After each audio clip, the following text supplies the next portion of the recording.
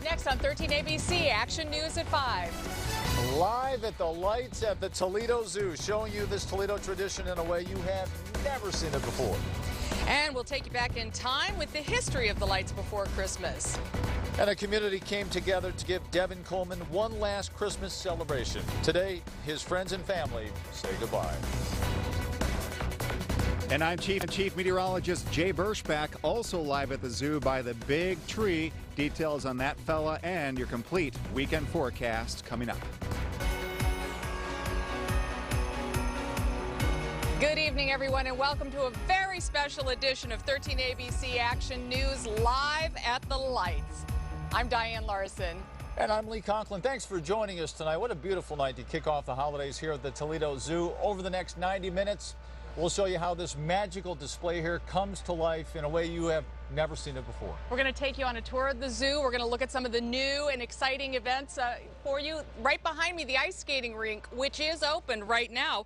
And we're also high-tech, major high-tech. We have our iPads in front of us. We're also broadcasting this live in HD. How exciting is that? Beautiful night for it. Of course, the Toledo Zoo, located off of Broadway, off the Anthony Wayne Trail. Let's take a look here. We'll get you here because you have until December 31st to check out the lights.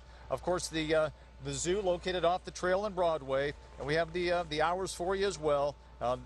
Take a look at those hours. Special event running Sunday through Thursday from 3 to 8, Diane. Friday and Saturday, 3 to 9.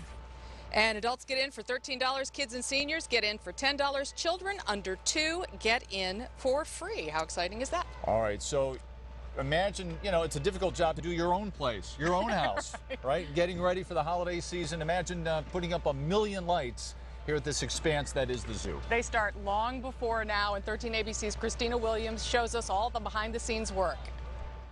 Well, this is where the magic starts. There are hundreds of boxes. This is all that's left now, but after 3.5 months of work, the show is ready to start. The icicles, animal cutouts, and of course the dancing lights. Everyone has a favorite. With more than 1 million lights on display, prepping for the holidays at the zoo is a major feat. Crews start working in August by tagging each tree with instructions. But how do they know what goes where? A blue binder known as the script outlines the entire show. The location, the number of which tree and shrub it is, the colors, how many they should put on that one. But it wasn't always this organized. The inaugural Lights Before Christmas kicked off in 1986. Nancy Bucher was part of the production then and remembers her very first trip to the store, buying just 10 extension cords. I just laugh. I just love that. When I remember that moment when, is this going to be enough? Sure. Turns out it wasn't even close. In '86, zoo employees put up more than 50,000 lights and had a whopping 70,000 visitors to the light show. 10 years later, the displays got even larger.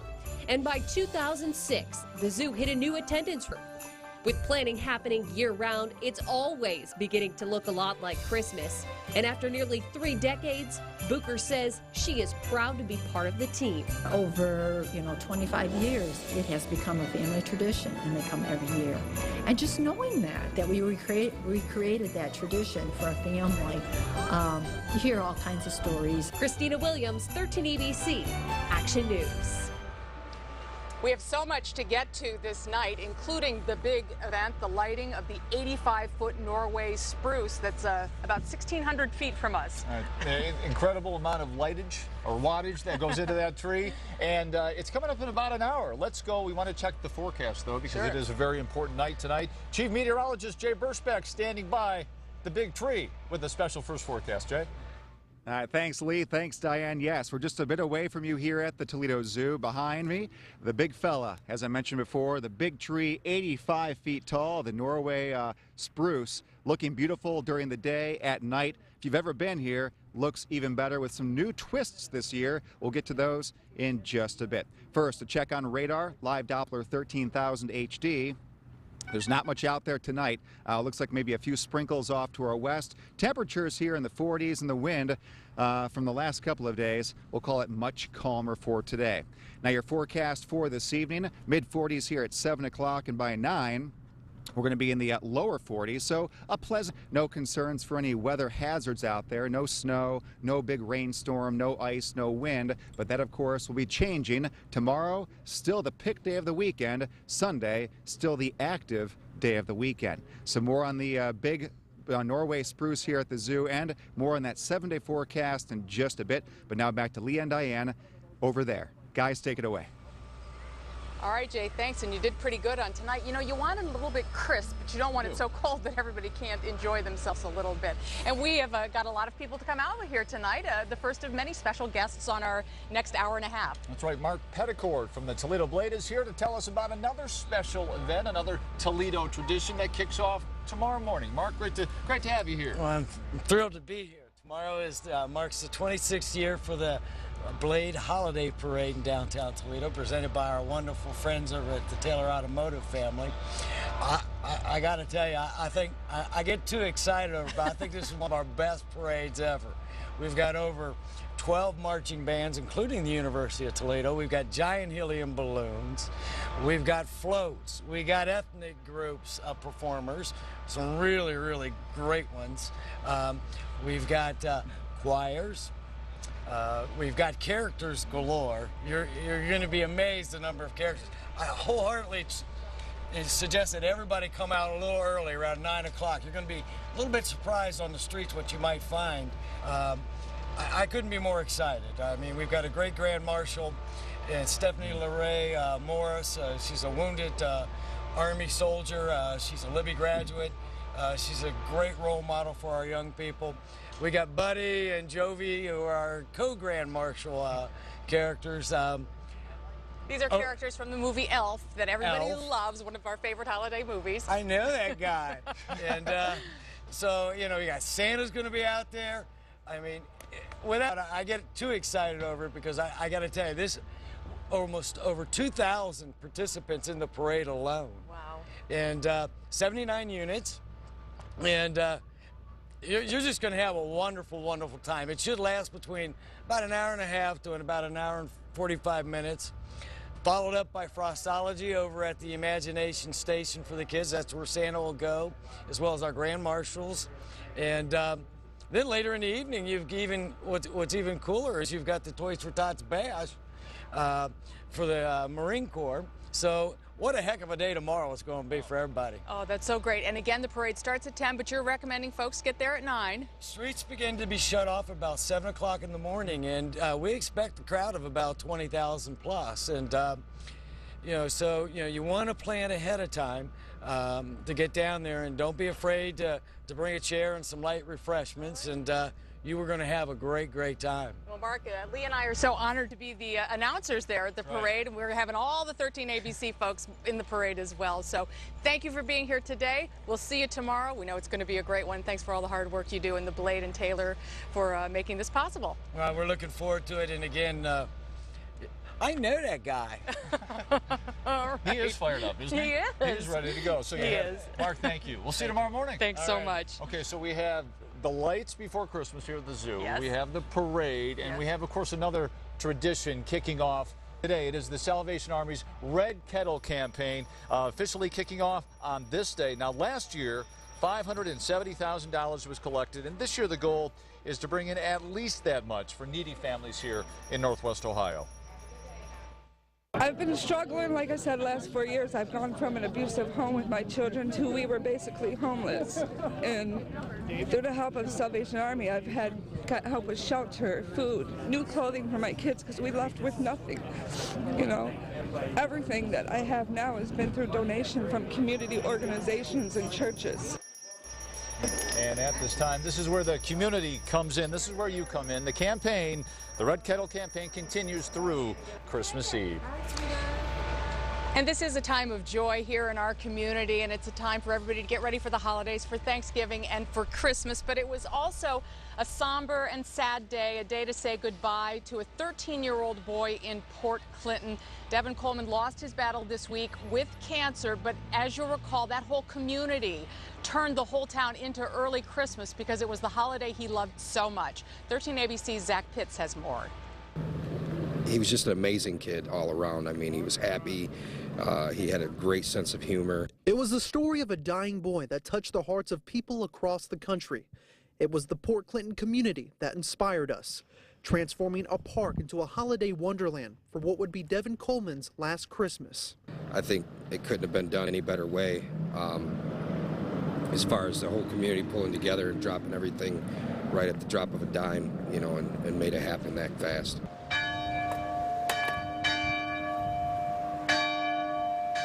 Today, Devin is put to rest. Today is going to be probably the hardest. Just saying, you know, not goodbye, but for now, you know, until then, we'll see him again. I wish the family all the best right now, because this is the tough time, because they've had him the past 2 years since the sickness for 13 years, and then the last 2 weeks, it's tough. Over 800 people packed inside this Port Clinton church to pay their respects, some of whom never even knew Devin. Devin is famous for bringing, you know, not only Port Clinton, but the world with all the support we've got. It's the same support that prompted the community to bring Christmas 2 months early, even bringing in snow to make his final wish come true. He made it snow for us, you know, after we made it snow for him. As one of the students stated in there, this has probably been the best Christmas for everybody, and I couldn't agree more. In Port Clinton, Zach Pitts, 13 ABC, Action News. And he passed away on the day of the first snow of the season, and his mother said that that was his way of letting us know that everything was okay. All right, so sad, but so inspiring, the way that community came together. Yeah, she said he let us know, he helped us all know what is really important in life. We're going to be back here at the lights before Christmas, live at the lights later this half hour. I want to kick it back, though, to Christian Brown for more news of this day. Well, thank you, Lee and Diane. Well, we're following breaking news tonight. A baby boy has died after a crash on Fostoria Road. 6-week-old Parker Massengill died last night. His twin sister, Presley, died after the crash Tuesday morning. The baby's mother was driving on Fostoria Road in Troy Township. She only suffered minor injuries. Police say she was driving at a high rate of speed over railroad tracks and that the twins were in the car seats that were actually too big for their size. Findlay police identified 2 suspects in the homicide of Joe Gutierrez III. Police arrested 20-year-old Ralph Harris and 20-year-old Montre Robinson. Police say Gutierrez was shot 1 week ago. Witnesses say 2 people drove in a dark Pontiac and opened fire. A 63-year-old Seneca County woman is dead after she was found shot in her chest in her home. It happened earlier this morning just north of Fostoria along US 23 in a house next door to the Tri-County Veterinary Clinic. 13 ABC's Tony Geftis was the first reporter on scene, and tonight he has the latest from detectives. Investigators are trying to piece together what may have happened inside of this house moments before a woman's life ended. It's just the 2 of them in the home. Seneca County Sheriff Bill Eckleberry says the woman's husband called 911 shortly before 4 o'clock this morning. He told Fostoria police his wife had been shot. Mr. Lonsway found his wife on the couch with a gunshot wound to her chest. Deputies from Seneca County arrived at this home on the 4500 block of US 23 to find the body of Brenda Lonsway, who was 63. The sheriff says his office contacted the Ohio Bureau of Criminal Investigations because, as he puts it, what happened inside of this house looks suspicious. Say in the 30 years I've been with the sheriff's office, I haven't but one other time had somebody take their life by shooting themselves in the chest. So a little suspicious. Deputies recovered a weapon and took Lonsway's husband in for questioning. He has since been allowed to return home and does not face any formal charges. Investigators say there are still many questions that need to be answered by BCI and the coroner before moving forward with the case. In Seneca County, Tony Geftis, 13 ABC, Action News. And detectives are waiting for the results of an autopsy from the Lucas County Coroner's Office, along with any findings from BCI. They say it could be a few weeks before they determine whether anyone will be charged. Well, coupons can mean big savings, but if the coupons are part of a scam, they can cost companies millions. In the end, what that means for you. Plus, we're back to the Toledo Zoo with Live at the Lights. Jay will have your full forecast live.